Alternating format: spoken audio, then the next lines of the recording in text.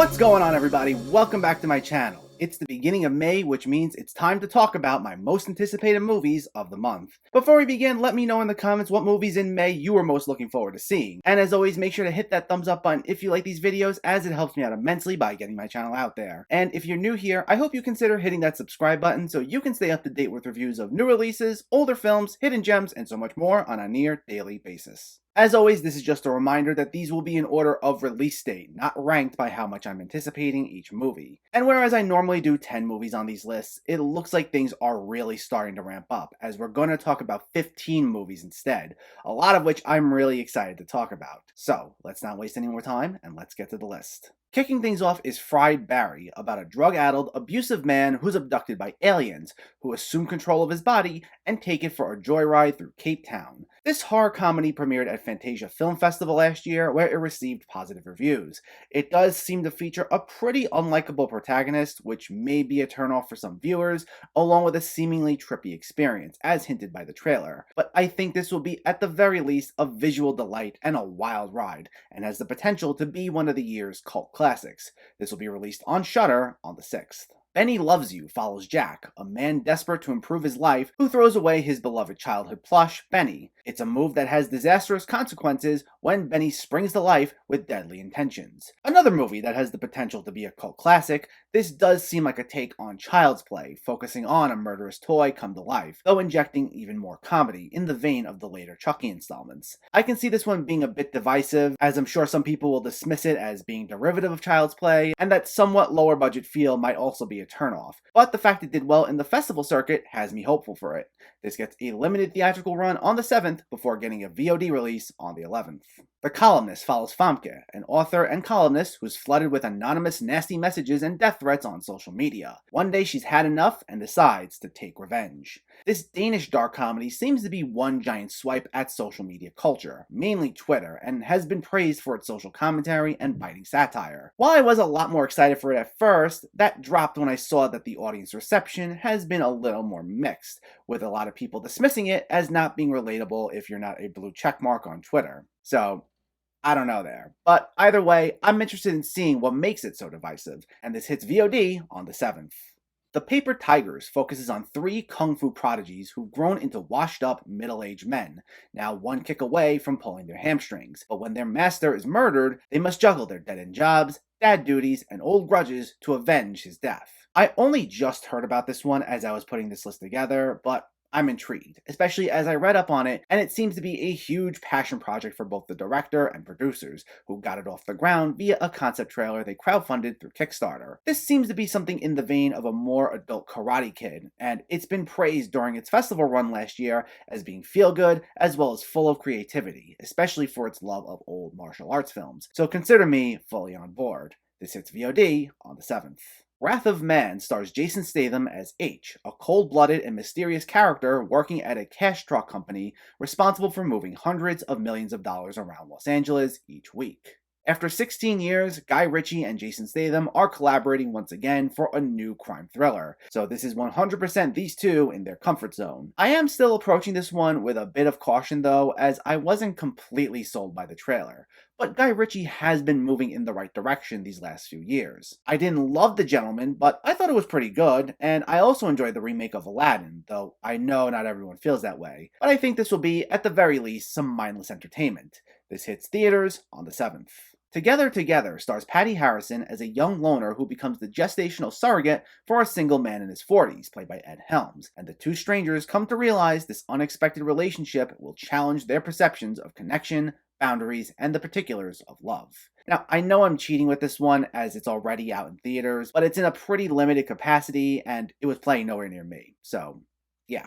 But this comedy seems like it's going to be a nice mix of humor and heart, with a heavy reliance on our two leads' performances. This has been pretty well received as of now, and it looks to be a sweet, easygoing time. So I'm excited, especially as Ed Helms can be great with the right script. This hits VOD on the 11th.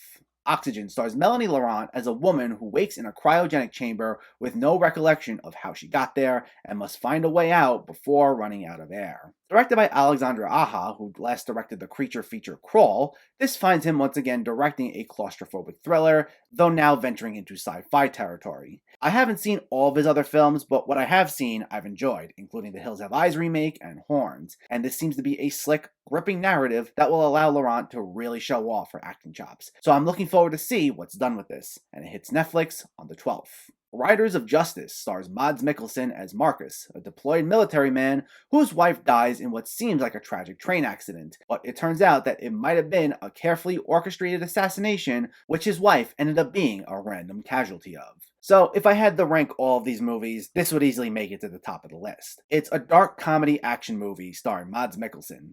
Need I say more?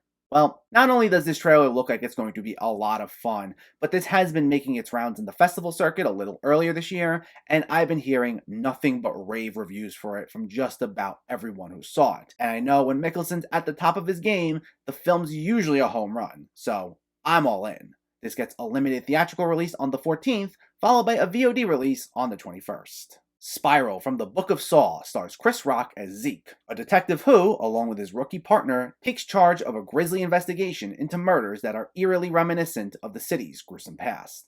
So, let's all just admit it. Even if you're not a huge Saw fan, you have to be a little curious with this one, right? Chris Rock was the one who pitched this idea himself, and you gotta wonder what about this pitch was so intriguing that it led to the revival of this series, especially one that also looped in Samuel L. Jackson playing Rock's father in a major role. Plus, one that brings back director Darren L. Bozeman, who also directed Saw 2, 3, and 4. Now, this one can go either way, but I think it'll be enjoyable, at least for me, as Saw's always been something of a guilty pleasure series, but we'll see. And it hits theaters on the 14th.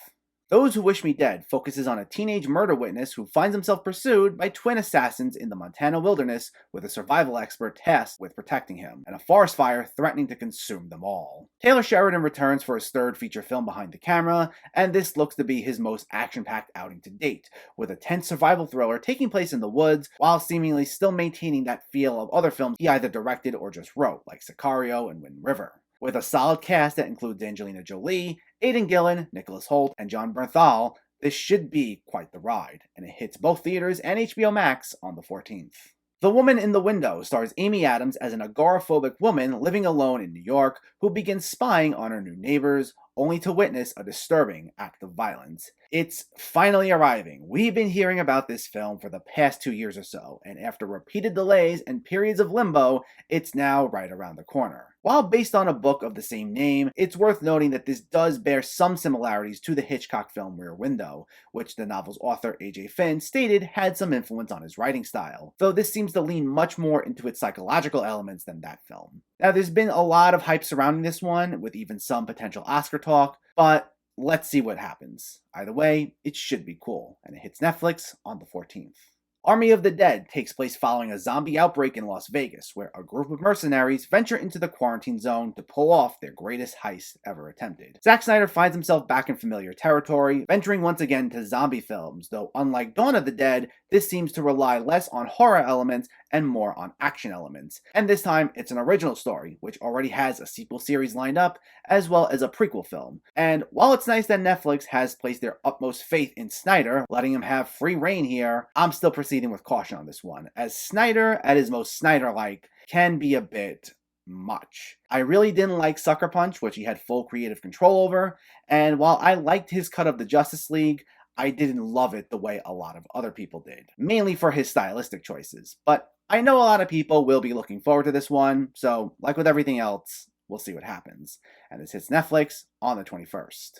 The Dry stars Eric Bana as Aaron Falk, who returns to his drought-stricken hometown to attend a tragic funeral, but his return opens a decades-old wound: the unsolved death of a teenage girl. This Australian mystery thriller hits the US this month, though it was already released in Australia back in January, and it's received rave reviews by just about everyone who saw it. It'll also be nice to see Eric Bana front and center in something again, as he's generally a reliable actor. Plus, like with Riders of Justice, though I didn't mention it there, it'll be nice to see a grander feeling genre film that doesn't necessarily have that Hollywood feel to it, because I think the way we'll be presented the thrills and suspense will have a fresh and unique spin to it. This hits VOD on the 21st. Cruella stars Emma Stone as Estella, who wishes to become a fashion designer, having been gifted with talent, innovation, and ambition all in equal measures. But what is the cost of keeping up with that fast crowd, and is it a price she's willing to pay? Hey, remember that crazed dog napper from 101 Dalmatians who wants the dog specifically for their fur? You want an origin story for her?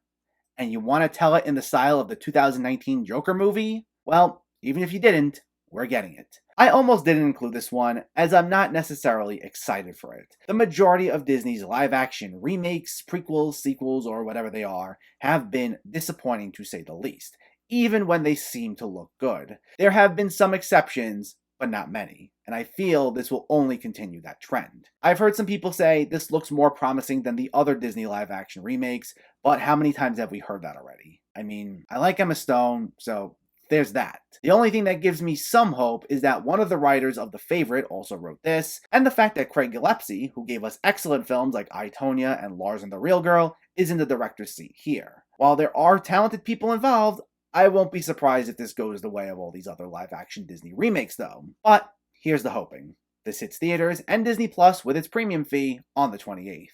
And last, but certainly not least, A Quiet Place Part 2 once again follows the Abbott family, now facing the terrors of the outside world. Forced to venture into the unknown, they realize the creatures that hunt by sound are not the only threats lurking beyond the sandpath.